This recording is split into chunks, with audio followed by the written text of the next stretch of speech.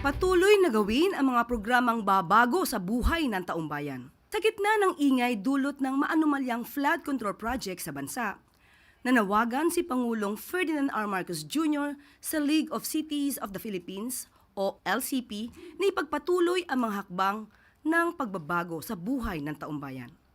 Ayon kay Pangulong Marcos Jr., kailangang maipakita ng mga lokal at nasyonal na leader ng bansa na mayroon pa ring mga lingkod bayan na tapat na naglilingkod at puno ng pag-asa para sa taong bayan.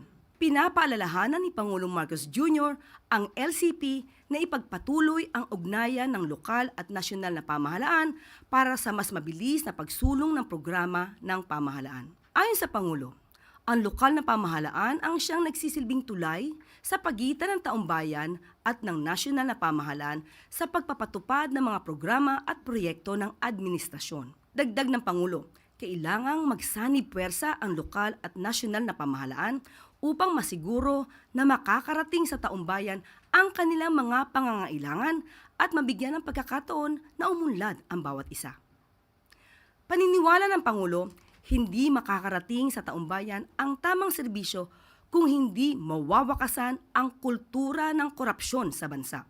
Kabilang sa mga programa na dapat tugunan ng pansin ng lokal na pamahalaan ang pagtataguyod sa sektor ng edukasyon. Kasama na rito ang Early Childhood Care and Development Program. Layunin ng programa na magtayo ng Childhood Development Center o CDC upang ihanda ang mga kabataan sa formal na edukasyon. Naglaan ang pamahalaan ng 300 million pesos na pondo para sa fiscal year 2026 kung saan 264 million pesos ay para sa pagpapatayo ng mga CDCs. Naniniwala si Pangulong Marcos Jr. na walang imposible kung magtutulungan ang lokal at nasyonal na pamahalaan dahil sa ilalim ng bagong Pilipinas na nanatiling nakatuon ang pamahalaan sa paglilingkod sa taong bayan.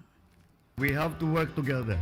We have to be in coordination. We have to continue to strengthen. Dahil walang synergy ang national government at saka local government kung hindi nagko-coordinate, kung hindi nag-uusap, kung hindi nag-uugnayan. This is why local governance is where true leadership lies. May it be in the barangay halls, the city offices, municipal grounds, public service is very much felt in these spaces.